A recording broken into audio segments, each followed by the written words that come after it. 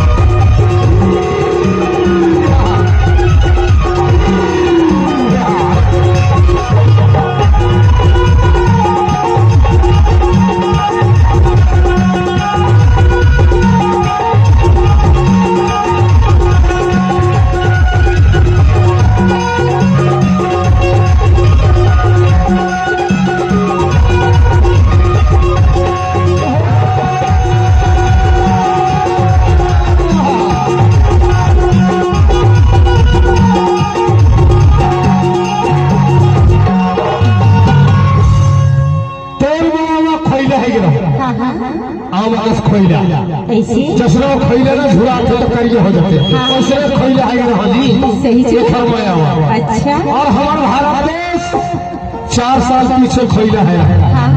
का चीज में खोइला है जानते का चीज में लॉकडाउन मरे ऐसे जहाँ भीतरे भीतर हाँ खोइला है रहा कैसे में है जानते बताए ना।